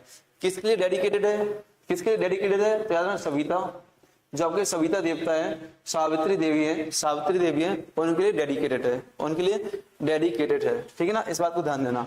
आपको ऋग्वेद में एक और देवता मिलेंगे, कौन से मिलेंगे आपको, सोम देवता। कौन मिलेंगे आपको, सोम देवता मिलेंगे ऋग्वेद में, ठीक है ना। सोम देवता, इनका वर्णन कहाँ पे, इनका उल्लेख कहाँ पे मिलता है, इनका उल्लेख मिलता है 9th मंडल में। कहाँ पे, 9th मंडल में, 9वें मंडल में इनका उल्लेख मिलता है। साथ ही साथ 8वें मंडल की कुछ ऋचाओं को कुछ नाम दिया गया है। आपसे पूछा जाएगा ऋग्वेद में खिल किसे कहा जाता है, खिल, ऋग्वेद में खिल किसे कहा जाता है, खिल, ऋग्वेद में खिल किसे कहा जाता है, ऋग्वेद में खिल किसे कहा जाता है, तो खिल किसे कहा जाता है ऋग्वेद में, 8वें मंडल की ऋचाओं को खिल कहा जाता है। किसको, 8वें मंडल की ऋचाओं को खिल कहा जाता है, ठीक है ना। 8वें मंडल की ऋचाओं को खिल कहा जाता है। एक पॉइंट आपसे पूछे जाते हैं, आपने क्वेश्चन में देखा था ना, वहीं से क्वेश्चन लिया मैंने। अब ऋग्वेद का 10वां मंडल, जो कि एक नया मंडल है और बहुत बड़ा भी है, और इसमें कुछ प्रमुख सूत्र हैं जो आपके लिए महत्वपूर्ण है। आपको यहाँ से क्वेश्चन बनते हैं, याद रखना। कौन कौन से सूत्र है आपका, एक तो नदी स्तुति आपकी हो जाएगी, एक आपके पुरुष सूत्र आपका हो जाएगा, एक आपका नासदीय सूत्र आपका हो जाएगा, एक आपका सूर्य सूक्त हो जाएगा आपका। क्या, नदी सूक्त, पुरुष सूक्त, नासदीय सूक्त और सूर्य सूक्त। हैं तो बहुत सारे, बट 4 आपके लिए महत्वपूर्ण है। आपसे पूछ सकता है कि नदी सूक्त का उल्लेख कहाँ पे है, क्या पूछ सकता है, नदी सूक्त का उल्लेख कहाँ पे है, तो कहाँ पे है आपका नदी सूक्त का उल्लेख, ऋग्वेद में, ऋग्वेद के 10वें मंडल में। पुरुष सूक्त का उल्लेख कहाँ पे है, ऋग्वेद में, ऋग्वेद के 10वें मंडल में, ऋग्वेद के 10वें मंडल में, ठीक है ना। नासदीय सूक्त का उल्लेख कहाँ पे है, नासदीय सूक्त का उल्लेख कहाँ पे आपका, ऋग्वेद के 10वें मंडल में। सूर्य सूक्त का उल्लेख कहाँ पे आपका, सूर्य सूक्त का उल्लेख कहाँ पे आपका, ऋग्वेद के 10वें मंडल में। अब बात सुनना, यहाँ पे नहीं रुकेंगे हम लोग, थोड़ा थोड़ा आगे जाएंगे, एक कदम आगे जाएंगे। क्यों, क्योंकि आपके अदर स्टेट के एग्जाम है जो आपके सिमिलर हैं, जो आपके टीचिंग के लिए होते हैं या आपके वनडे एग्जाम होते हैं, वहां पे कुछ डीप में जाते हैं, तो उसको भी हम लोग देखेंगे। यहाँ पे इनका विषय, मतलब इन सूक्त का विषय कौन सा है। जैसे आपका रिवर, जो आपका नदी सूक्त है, नदी सूक्त, इसमें आपके नदियों की स्तुति का उल्लेख मिलता है, नदियों की स्तुति का उल्लेख मिलता है, ठीक है ना। पुरुष सूक्त में क्या मिलता है, पुरुष सूक्त ऋग्वेद के 10वें मंडल पुरुष सूक्त में, इसमें वर्ण व्यवस्था की जानकारी मिलती है। सबसे महत्वपूर्ण 5 स्टार पॉइंट है, किसकी, वर्ण व्यवस्था की जानकारी मिलती है। 4 वर्णों की जानकारी मिलती है। आपके 4 वर्ण कौन कौन से आपको पता होगा, बताओ, ब्राह्मण, ब्राह्मण, क्षत्रिय, क्षत्रिय, वैश्य, वैश्य और शूद्र, शूद्र। अभी देखिए ना, ये वाला पॉइंट महत्वपूर्ण है ना, तो ये वाला पॉइंट कम से कम 3 से 4 बार रिपीट होगा आपकी क्लास में। कितने बार? 3 से 4 बार रिपीट होगा। क्यों? क्योंकि आपको क्लास में याद हो जाएगा। क्या हो जाएगा? क्लास में याद हो जाएगा। ठीक है ना। नासदीय सूक्त, नासदीय सूक्त क्या बोलता है? नासदीय सूक्त में क्या मिलता है? ब्रह्मांड की रचना की जानकारी मिलती है। यहाँ पे ब्रह्मांड के चिंतन की जानकारी मिली है नासदीय सूक्त में। किसकी? ब्रह्मांड की। तो आपसे नक्षत्र पूछेगा, नक्षत्र कहाँ मिलते हैं? तो ऋग्वेद के 10वें मंडल में मिलता है। कहाँ पे मिलता है? नासदीय सूत्र में मिलते हैं नक्षत्र। ठीक है ना। चंद्रमा की, सूर्य की, पृथ्वी की जानकारी कहाँ मिलती है? नासदीय सूक्त में मिलती है। अच्छा, एक और है जो आपके लिए बहुत महत्वपूर्ण है, सूर्य सूक्त। क्या है? सूर्य सूक्त, जो जिसमें क्या आपके विवाह श्लोक है, शादी विवाह के श्लोक इसमें दिए गए हैं। ठीक है ना। सूर्य सूक्त में विवाह श्लोक दिए गए हैं, ये महत्वपूर्ण हो जाता है आपका। आगे बढ़ते हैं हम लोग। अब वर्ण व्यवस्था की उत्पत्ति हमने देखा। वर्ण व्यवस्था की जानकारी कहाँ मिल रही है? वर्ण व्यवस्था की जानकारी ऋग्वेद के 10वें मंडल में, ऋग्वेद के 10वें मंडल में मिलती है।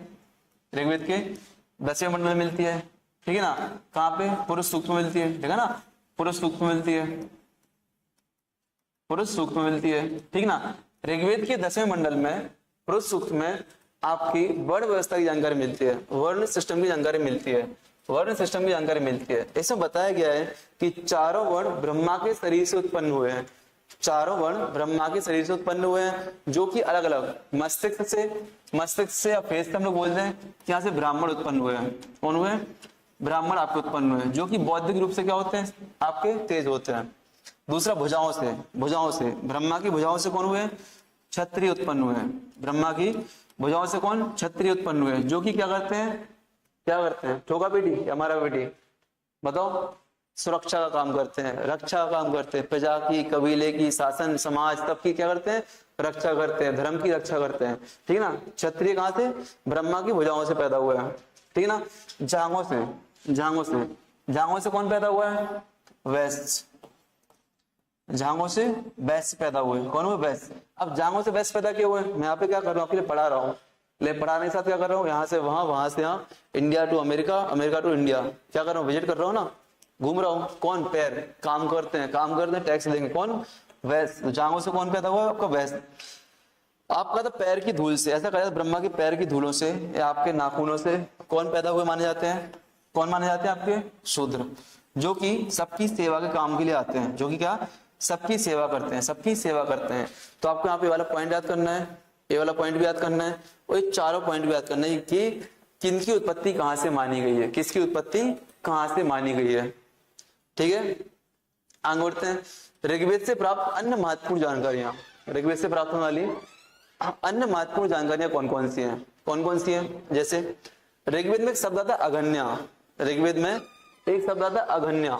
अघन्या शब्द आपका आता है, अघन्या किसके लिए प्रयोग होता है? गाय के लिए। किसके लिए? गाय के लिए। अब ये सारी चीजें आपको कहाँ पढ़ाई जाती है? जब आप वैदिक काल पढ़ोगे, तो वैदिक काल में दो चीजें होती हैं। एक ऋग्वैदिक काल होता है आपका, एक ऋग्वैदिक काल होता है आपका, एक उत्तर वैदिक काल होता है। क्या होता है? उत्तर वैदिक काल होता है आपका।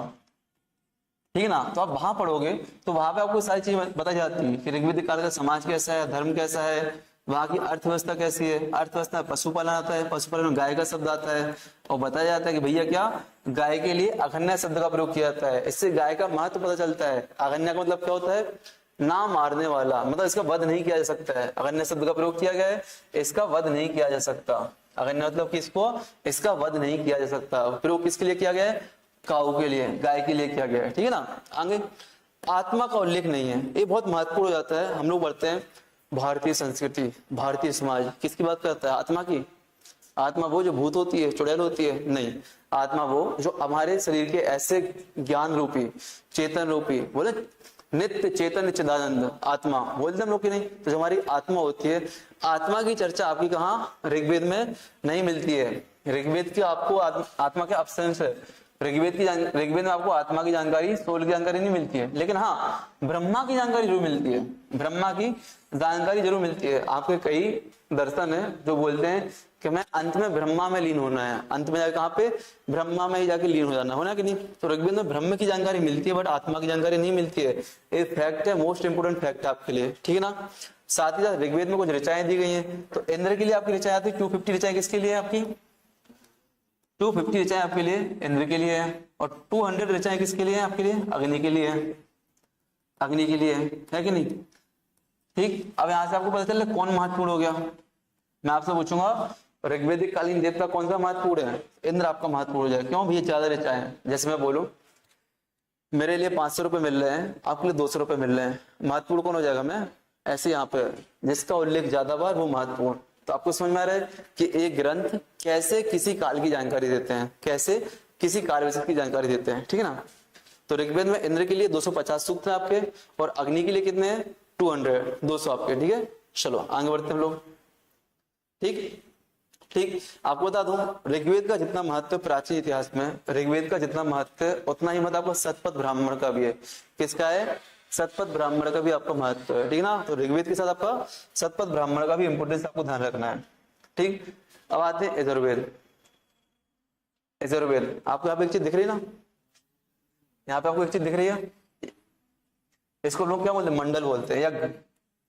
यज्ञ यजुर्वेद किस काम में आता है? यजुर्वेद आपके यहाँ पे यज्ञ की विधियों का भी एक है। आपके जो रिचुअल्स हैं वो जानकारी कहाँ से मिलती है? हमें यजुर्वेद से मिलती है। तो आपसे यजुर्वेद का अर्थ पूछेगा। तो ऋग्वेद का क्या होगा? ऋग्वेद क्या है? ऋचाओं का संग्रह है। किन ऋचाओं का संग्रह है? अपने देवी देवताओं की स्तुतियों का संग्रह है ऋचाओं का।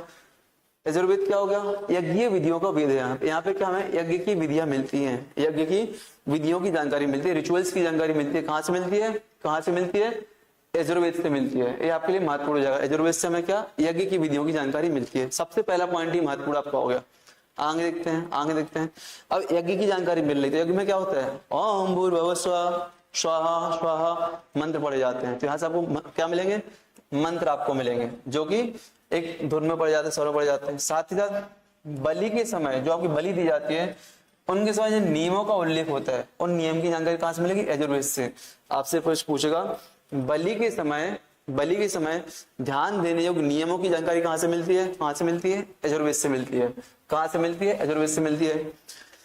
यजुर्वेद के पढ़ने वाले पुरोहित को क्या कहते हैं? क्या कहते हैं? अधर्व्यू कहते हैं। अधर्व्यू आपके यजुर्वेद का जो रीडिंग करता है, जो पढ़ता है आपके लिए, जो पुरोहित है आपका, पंडित है, उसको क्या कहते हैं? अधर्व्यू कहते हैं। अब आपको पढ़ना क्या है? आपको तो पढ़ने के क्रम में ध्यान के देना है। जो हम लोग पहले पढ़ चुके ना उसको इंटरलिंक करना है। जो हम लोग पहले पढ़ चुके हैं ना उसको इंटरलिंक करने से तुलना करनी है, कंपेयर करना है, जिससे आपको क्या रहेगा? पीछे का याद रहेगा, आगे का आप लोग पढ़ सकोगे। जैसे मैंने बताया यजुर्वेद में क्या? यज्ञ की विधियों का उल्लेख है। तो ऋग्वेद में क्या है? देवी देवताओं के लिए स्तुति या आपका ऋचाओं का संकलन है। मैंने बोला यहाँ पे कि भैया पुरोहित को क्या कहते हैं? यहाँ पे यजुर्वेद में अधर्व्यू कहते हैं।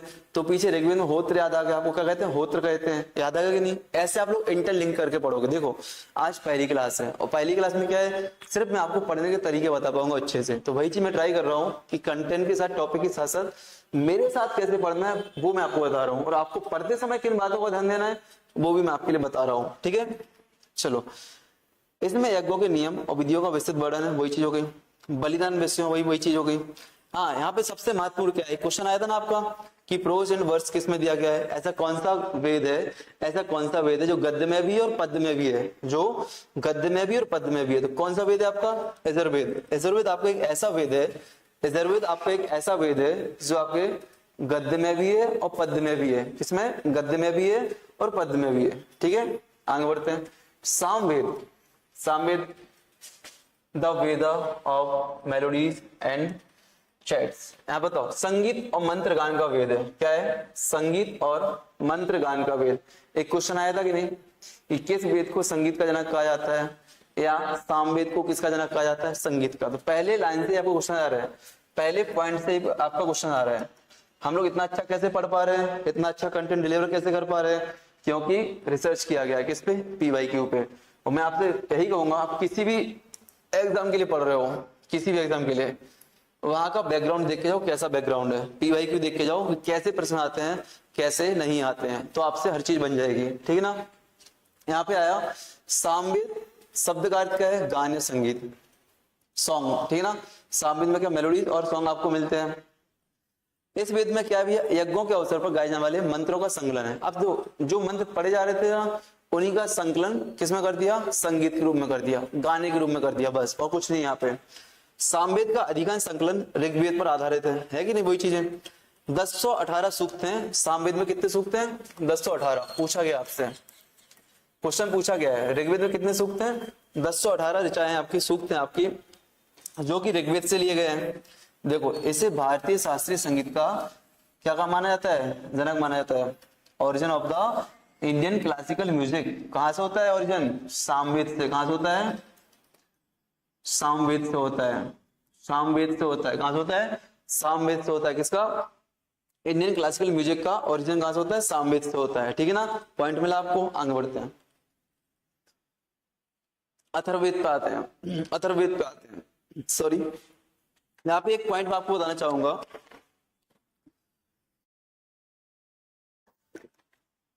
चलो बाद में बताता हूँ, अथर्ववेद पढ़ने के बाद बताता हूँ। जो पॉइंट आपके लिए महत्वपूर्ण है, एक पॉइंट आपके लिए महत्वपूर्ण है, जो कि इसको पढ़ने के बाद बताऊंगा। ठीक है ना। अथर्ववेद में क्या है? अथर्ववेद में लोक विश्वासों और दैनिक जीवन का जानकारी मिलती है। लोक विश्वास और दैनिक जीवन की जानकारी मिलती है। लोक विश्वास और दैनिक जीवन की जानकारी। देखो यहाँ पे देखा, एक ऋषि बैठे हुए हैं, लैपटॉप भी रखा हुआ है, मोबाइल भी रखा हुआ है, पूजा पाठ भी कर रहे हैं। अब लोक विश्वास क्या है? आप लोगों ने कई कहावतें सुनी होगी, है कि नहीं? आप लोग पूजा पाठ करते हो, क्यों करते हो, कैसे करते हो? जानकारी कहां से मिलती है आपको? अथर्ववेद से मिलती है। इसकी रचना किसके द्वारा? अथर्वा ऋषि द्वारा की गई थी। अथर्ववेद की रचना किसके द्वारा? अथर्वा ऋषि द्वारा। अब यहाँ पे आपको याद रखना, वेदों का संकलन किसने किया? महर्षि द्वैपायन। महर्षि द्वैपायन द्वारा, जो वेद व्यास हैं उनके द्वारा वेदों का संकलन किया गया है। ठीक है ना। बट आपके यहाँ पे यूनिक एक चीज क्या मिली आपको? अथर्ववेद की रचना किसके द्वारा की गई है? अथर्ववेद की रचना अथर्वा ऋषि द्वारा की जाती है। किसके द्वारा? अथर्वा ऋषि द्वारा की जाती है। अथर्ववेद की रचना अथर्वा ऋषि द्वारा की जाती है। इसमें आपके 731 मंत्र हैं और 6000 पद हैं। क्या? 731 मंत्र। इसको याद रख लेना, बस इसको आपको याद कर लेना। ठीक है ना, इसको आपको याद कर लेना। ठीक है। इसके कुछ मंत्र ऋग्वेद से भी प्राचीन है, नहीं करना। हाँ, महिमा का उल्लेख सबसे पहले अथर्ववेद में मिलता है। इसका मतलब क्या है? तो कॉन्सेप्ट ऑफ डिवाइन ग्लोरी, आपने ग्लोरी, डिवाइन ग्लोरी का सिद्धांत सुना हो? महिमा, महिमा मंडन करते हैं भगवान का, कि जेल में पैदा हुए थे, जब वो नदी पार कर रहे थे तो नदी ने उनके चरण स्पर्श के लिए इतने ऊपर तक उठ गए तो उनके पैर को छुआ। आपको याद है ना कृष्ण भगवान की स्टोरी? तो जो महिमा मंडन किया जाता है, डिवाइन ऑफ ग्लोरी, मतलब राजाओं के, भगवान की जो भी जितनी ग्लोरीज आपको बताई गई, कहाँ पे मिलेंगी? अथर्ववेद में मिलेगी। ठीक ना। तो आपसे सीधा क्वेश्चन पूछा जाता है, क्या पॉइंट आएगा आपका? एक कॉन्सेप्ट ऑफ डिवाइन ग्लोरी कहाँ मिलता है? कॉन्सेप्ट ऑफ डिवाइन ग्लोरी कहाँ मिलता है? अथर्ववेद में मिलता है। कहाँ मिलता है? अथर्ववेद में मिलता है। ठीक है ना। आप लोग क्या करना, क्लास के बाद मेरी महिमा का उल्लेख करना। अंकित भैया ऐसे हैं, इतने विशाल हैं, 50 फुट लंबे हैं, 60 फुट चौड़े हैं, ऐसे। चलो, अथर्ववेद का ऐतिहासिक महत्व, अथर्ववेद का ऐतिहासिक महत्व, बस यही पॉइंट मैं आपको बता रहा था। आपने 4 वेद पढ़े, कौन कौन से? ऋग्वेद, सामवेद, यजुर्वेद और अथर्ववेद। अथर्ववेद सुनना, ये आपका सबसे प्राचीन हो गया, ये आपका नया हो गया। इसमें भी इतिहास की जानकारी मिलती है, इससे भी हमें क्या? इतिहास की जानकारी मिलती है, और इससे भी क्या मिलती है? अथर्ववेद से भी क्या मिलती है? इतिहास की जानकारी मिलती है। इससे भी क्या मिलती है? इतिहास की जानकारी मिलती है। इस बात का ध्यान देना। बट इन दोनों से, सामवेद से और यजुर्वेद से हमें क्या इतिहास की जानकारी नहीं मिलती है। सामवेद और यजुर्वेद से हमें इतिहास की जानकारी नहीं मिलती है। तो याद रखना, ऋग्वेद से और अथर्ववेद से जानकारी मिलती है किसकी? इतिहास की। ये पॉइंट आपके लिए अभी कहाँ पूछा गया था? जो केवीएस का एग्जाम हो रहा है ना, उसमें पूछा गया था, केवीएस के एग्जाम में, वहां से पॉइंट लिया था मैंने। ठीक है ना। तो अथर्ववेद का ऐतिहासिक महत्व क्या भैया? इसमें मनुष्यों के विचारों का और अंधविश्वासों का उल्लेख है। इसमें मनुष्यों के विचारों का और अंधविश्वासों का उल्लेख है। पृथ्वी सूक्त अथर्ववेद का प्रतिनिधि सूक्त माना जाता है। पृथ्वी सूक्त आपसे पूछा गया था, आपने देखो ऋग्वेद के कुछ सूक्त पढ़े थे, आपने याद है? ऋग्वेद के कुछ महत्वपूर्ण सूक्त पढ़े थे आपने, कौन कौन से? नदी सूक्त, पुरुष सूक्त, नासदी सूक्त, सूर्य सूक्त। अब आपसे पूछे पृथ्वी सूक्त कहाँ पे आता है? तो पृथ्वी सूक्त अथर्ववेद में है। कहाँ पे? पृथ्वी सूक्त आपका अथर्ववेद में। कहाँ गया भैया? ये है पृथ्वी सूक्त। कहाँ पे आपका? अथर्ववेद में है। और अथर्ववेद में क्या? प्रतिनिधि सूक्त माना जाता है। अथर्ववेद को क्या? प्रतिनिधि सूक्त माना जाता है। ठीक ना। ठीक, रिप्रेजेंटेटिव, जैसे मैं बोलूंगा हमारे समीक्षा इंस्टीट्यूट को रिप्रेजेंट कौन करता है? कौन करता है? हमारे डायरेक्टर से करते हैं कि नहीं? ठीक है ना। तो ऐसे यहाँ पे रिप्रेजेंटेटिव कौन है आपका? अथर्ववेद का रिप्रेजेंटेटिव कौन है? पृथ्वी सूक्त है। कौन है? पृथ्वी सूक्त है। आगे बढ़ते हैं हम लोग, चलो आगे बढ़ते हैं। अर्थवेद में समाहित विषय कौन कौन से हैं? यहाँ से आपके पॉइंट बनते क्यों? क्योंकि मनुष्य के विचारों की जानकारी दे रहा है, मनुष्य के विचारों की जानकारी दे रहा है, अंधविश्वास की जानकारी दे रहा है, तो कुछ ऐसे पॉइंट होना चाहिए ना एग्जाम की लैंग्वेज में, आयोग की भाषा में, जो पे बन सके। तो वही हमें यहाँ पे लिखे हैं कि एक था जादू टोना, श्राप या वशीकरण। जादू टोना, श्राप या वशीकरण की जानकारी कहाँ पे? अथर्ववेद में दी गई है। समन्वय, हारमोनियम, लव सॉन्ग्स, समन्वय प्रणय गीत। अब इस गीत के चक्कर पर परेशान मत हो जाना, आप लोग सामवेद मत पहुंच जाना, इसलिए पॉइंट मैंने रखा है। ये सारे पॉइंट आपके एग्जाम में पूछे गए हैं, ये सारे पॉइंट आपके कहीं ना कहीं एग्जाम में आए हुए हैं, और वहीं से मैंने लैंग्वेज ली है। देखो होता क्या है, हम लोग यहाँ तक तो पढ़ लेते हैं, हम लोग यहाँ तक तो पढ़ लेते हैं, बट उस चीज को लैंग्वेज में कन्वर्ट नहीं आता। क्यों? हमें हिंदी भाषा नहीं आती है, इंग्लिश भाषा नहीं आती है, हम लोग पर्यायवाची नहीं जानते हैं कि एक शब्द को हम लोग किस तरीके से बोल सकते हैं। आजकल जो एग्जाम का माहौल हो रहा है ना, कि किसी टॉपिक को कैसे बोल सकते हैं, उस पर ध्यान देते हैं। तो टॉपिक तो वही है, देखना टॉपिक तो वही है, बस कैसे बोल रहे हैं। क्या? मनुष्य के विचार और अंधविश्वास, मनुष्य के विचार और अंधविश्वास की बात आ रही है, तो कैसे हम लोग उसको लिख पा रहे हैं, वो शब्द यहाँ पे लिखने के लिए शब्द आपका आएगा ना, तो आपको सीधे आंसर क्या लगाना है? अथर्ववेद। सीधे क्या लगाना? अथर्ववेद। तो वही भाषा यहाँ पे लिखी है। तो अधि समन्वय गीत और प्रणय गीत पूछे हैं, तो किस में मिलते हैं आपको? अथर्ववेद में मिलते हैं। मैरिज एंड सोशल कस्टम्स, विवाह एवं सामाजिक परंपराएं कहाँ मिलती हैं? अथर्ववेद में मिलती है। रॉयल लॉयल्टी एंड किंगशिप, राजभक्ति और राजा का निर्वाचन, राजभक्ति राजा का निर्वाचन आपको अथर्ववेद में। मैजिक, क्रश एंड चार्म्स आपको कहाँ मिलेंगे? आपको अथर्ववेद में। मातृभूमि की महत्वता, महत्ता महिमा मंडन देख लिया ना आपने, डिवाइन ग्लोरी थोड़ी, तो यहाँ पर आपका मातृभूमि की महत्ता आपको कहाँ पर आ रही? अथर्ववेद में आ रही है। गृह निर्माण, होम कंस्ट्रक्शन, आपको मकान बनाना है, उसके सूत्र कहाँ से मिलेंगे आपको? उसके सूक्त कहाँ मिलेंगे? उसके सूक्त आपको कहाँ मिलेंगे? अथर्ववेद में मिलेंगे। उसके सूक्त आपको कहाँ मिलेंगे? अथर्ववेद में मिलेंगे, अथर्ववेद में मिलेंगे, अथर्ववेद में मिलेंगे, ठीक है ना? ठीक। तो आपको कृषि की उन्नति, ए पॉइंट, कृषि की उन्नति, एग्रीकल्चर एडवांसमेंट कहाँ पे मिलेगा? अथर्ववेद में आपको मिलेगा। व्यापारिक मार्गों की खोज की जानकारी कहाँ मिलेगी? अथर्ववेद में आपको मिलेगी, ठीक है ना? रोग निवारण औषधियां कहाँ मिलेंगी? अथर्ववेद में मिलेंगी। यहाँ पे 3 पॉइंट इंपोर्टेंट है जो बार बार पूछे जाते हैं, एक तो जादू टोना, एक रोग निवारण, और एक और कहाँ गया वो, एक और तो हाँ रॉयल्टी जी। ये 3 पॉइंट आपके बार बार पूछे जाते हैं, 3 पॉइंट को अच्छे से याद कर लेना। बकाया सब पॉइंट को पढ़ लिया आपने, आपका हो जाएगा। तो एग्जाम निकालने का तरीका बहुत सरल होता है। यदि एग्जाम निकालना है तो पहले क्या करो? पीवाईक्यू देखो, सारे पीवाईक्यू, पढ़ने का तरीका समझो, फिर उस टॉपिक को पढ़ना ट्राई करो। पढ़ने की कोशिश करोगे ना, एक बार पढ़ो समझ लो, दोबारा पढ़ो रिवीजन करो, तीसरा पढ़ो रिवीजन करो, चौथी बार पढ़ो शॉर्ट नोट्स निकाल लो और फिर उसको रिवाइज करते रहो, ठीक ना? अब आते हैं वेदों के बाद कुछ और जानकारी दी गई है यहाँ पे। बस 5 मिनट मैं आपके साथ लूंगा, 5 मिनट में आपके साथ लूंगा। हमने 4 वेद पढ़ लिए, अभी बहुत लंबा टॉपिक है जिसको हम लोग नेक्स्ट क्लास में देखेंगे, अभी जाना नहीं है। 2-3 बातें और रह गई हैं, उनको हम लोग पढ़ेंगे, फिर हम लोग क्लास छोड़ेंगे, क्योंकि लंबी क्लास नहीं करना है। 1 घंटे का समय मिला है क्लास के लिए, तो 1 घंटे की क्लास रहेगी, ठीक है ना?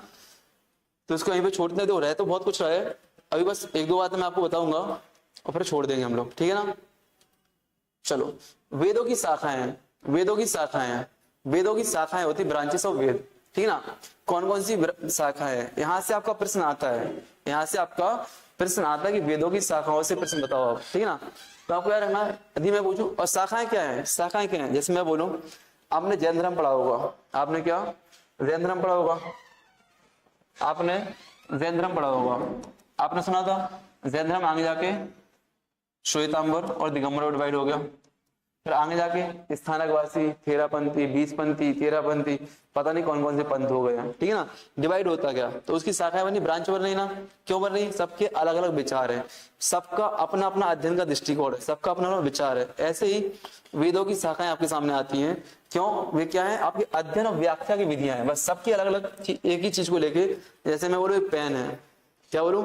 एक कलम है, कोई इसको कुछ और बोल सकता है, कोई इसको कुछ अलग बोल सकता है, सबकी व्याख्या करने का तरीका अलग अलग है। ऐसे वेदों की व्याख्या को करने के तरीकों को लेकर सब लोग अलग अलग विचार रखते हैं। तो ऐसे में क्या हुई, अलग अलग वेद की अलग अलग शाखाएं हुई, उसमें से कुछ महत्वपूर्ण है जो आपके एग्जाम के लिए इंपोर्टेंट है, उनको हम लोग देखेंगे। सबसे पहले ऋग्वेद की ब्रांच कौन कौन सी है, ऋग्वेद की शाखाएं कौन कौन सी हैं? देखो, नंबर 1 साकल शाखा, ऋग्वेद की कौन सी? साकल शाखा है। यजुर्वेद में कौन से मिलते हैं? 2 मिलती हैं, शुक्ल यजुर्वेद और कृष्ण यजुर्वेद। शुक्ल यजुर्वेद, कृष्ण यजुर्वेद, इसमें आपको मिलता है माध्ययनिक और कर्म, माध्यायन और कर्म शाखा आपको मिलती है, ठीक ना। यहाँ पे आपको क्या मिलती है, काथक शाखा मिलती है, कपितल शाखा मिलती है आपको, मैत्रायन शाखा मिलती है, और यहाँ पे आपको तैत्तिरीय शाखा मिलती है यजुर्वेद में, ठीक है ना। सुनना है यहाँ पे, आगे बढ़ते हम लोग, अभी रिवाइज करेंगे। सामवेद में आपको क्या मिलता है, सामवेद में आपको कौथुम मिलता है, रनायन मिलता है, जैमिनी मिलता है, तवलकर मिलता है। और अथर्ववेद में आपको शौनक और पेपलस शाखाएं मिलती हैं, शौनक और पेपलस शाखाएं। सुनना यहाँ पे, अपने पॉइंट पे आते हम लोग। यहाँ पे ऋग्वेद की शाखा कौन सी है, साकल शाखा है। ऋग्वेद की कौन सी है, ऋग्वेद की साकल शाखा है। कौन सी है, साकल ब्रांच, ठीक है ना। इसका महत्व पता क्यों है, क्योंकि ऋग्वेद की एकमात्र जीवित शाखा है। आपसे पूछा जा सकता है कि ऋग्वेद की एकमात्र जीवित शाखा के रूप में किसको जाना जाता है, साकल ब्रांच को। किसको, साकल ब्रांच को जाना जाता है, ठीक है ना। अब यजुर्वेद में देखा था हमने कि शुक्ल यजुर्वेद और आपका कृष्ण यजुर्वेद, शुक्ल यजुर्वेद और कृष्ण यजुर्वेद। शुक्ल यजुर्वेद में आपको क्या मिल रहा है, और कृष्ण में, तो शुक्ल यजुर्वेद की शाखा कौन कौन सी है, माध्य दिन और कर्म, माध्य दिन और कर्म शाखाएं, जो कि आपकी दोनों वाजपेयी संहिता से जुड़ी हुई हैं, ठीक है ना। ये आपकी महत्वपूर्ण यहाँ पे नहीं है, ये यहाँ से प्रश्न अभी तक नहीं पूछा गया है। यहाँ से आपका प्रश्न मैत्रायन और तैत्तिरीय से प्रश्न बार बार पूछे गए हैं, मैत्रायन और तैत्तिरीय से प्रश्न आपके बार बार पूछे गए हैं, ठीक है ना। कृष्ण यजुर्वेद, इससे कौन कौन से आपके काठक, कापिठल और मैत्रायन और तैत्तिरीय, इनको आपको याद कर लेना है, ठीक है ना। आगे सामवेद की शाखा कौन सी आपकी, सामवेद की कौन सी शाखा है, सामवेद की कौथुम आपको याद कर लेना है, और आपको रनायन आपको याद कर लेना है, और जैमिनी आपको याद कर लेना है। क्या करना है, जैमिनी शाखा याद कर लेना, ठीक है ना। और अथर्ववेद की आपको शौनक शाखा याद कर लेना है, और पेपलास शाखा याद कर लेना है, ठीक है ना। अभी और भी देखो, अभी हम लोग क्या पढ़ेंगे ऋग्वेद के बाद, अभी हमने क्या पढ़े, वेद पढ़े हैं। वेद के बाद हम लोग क्या पढ़ते, ब्राह्मण ग्रंथ पढ़ते। देखो वेद के बाद हम लोग क्या पढ़ेंगे, पढ़ने में क्या क्या है, देखो वेद पढ़ लिया हमने, वेद पढ़ लिया हमने, क्या पढ़ लिया हमने, वेद पढ़ लिए, ऋग्वेद, अथर्ववेद, सामवेद और यजुर्वेद पढ़ लिया हमने।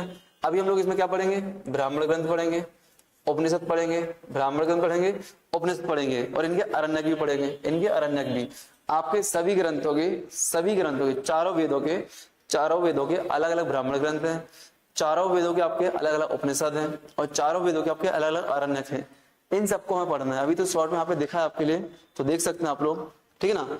चलो एक बार क्वेश्चन देख लें हम लोग, जो प्रश्न थे उन प्रश्नों को वापस देख लें, क्या वहाँ पे वो प्रश्न बन रहे कि नहीं। हालांकि पीपीटी जो आपके सामने आपको मिलेगी तो आप खुद सॉल्व कर सकते हो। एक पॉइंट आप है कि वेदों को नित्य और अपरुष से माना जाता है, मतलब कि नित्य मतलब कि सदैव रहने वाले, और अपरुष से मतलब कि किसी इंसान ने नहीं लिखे हैं, किसी मनुष्य ने नहीं लिखे हैं।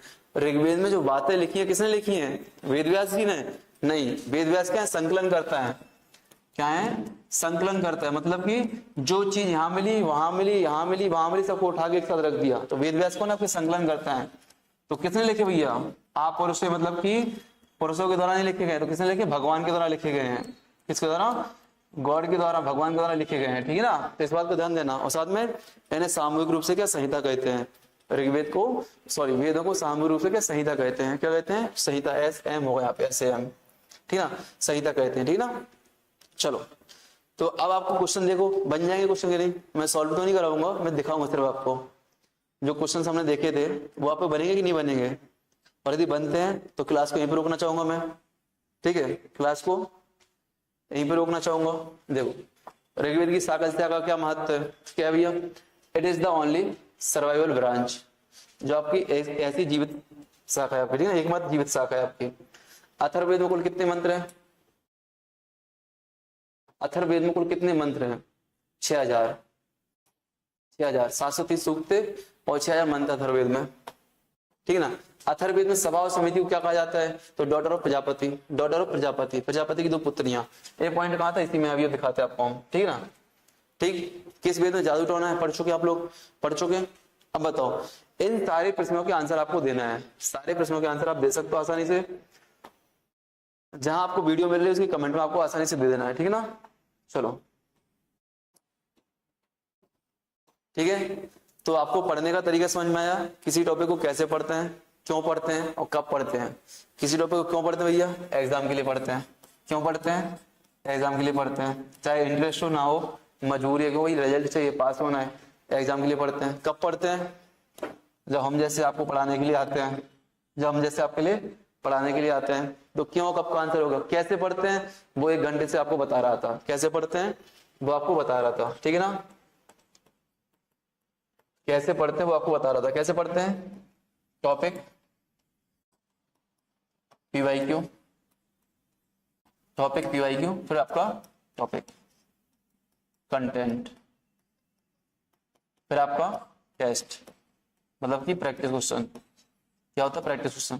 फिर आपका रिवीजन, रिवीजन, रिवीजन, फिर आपका प्रैक्टिस क्वेश्चन, ठीक है ना। चलो, तो जीएस के लिए सारे विषय आपको इसी तरीके से पढ़ाए जाएंगे। आपको ये क्लास कैसी लगी एक बार कमेंट में आपको जरूर बताना, फीडबैक जरूर देना है। मिलते हैं नेक्स्ट सेशन में। हमारा अगला सेशन किस चीज के लिए होगा? अगला सेशन किस चीज के लिए होगा बताओ?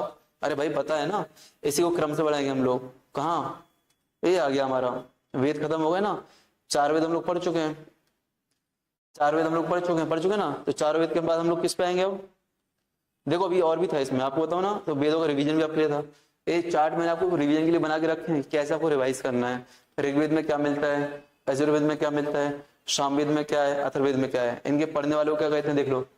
ऋग्वेद के पढ़ने वालों को होत्र कहते हैं, यजुर्वेद के पढ़ने वालों को अथर्ववेद कहते हैं, सामवेद के पढ़ने वालों को उद्रात कहते हैं, और अथर्ववेद के पढ़ने वालों को पुरोहित को ब्रह्मा कहते हैं। ध्यान रखना, सारा कंटेंट आपका है, मेहनत मेरी है, पढ़ना आपको है, एग्जाम आपका है, ठीक है ना। तो बेस्ट ऑफ लक, जय हिंद, जय भारत। यहाँ से मिलेंगे नेक्स्ट टॉपिक हम लोग, ठीक है ना sir. Best of luck sir.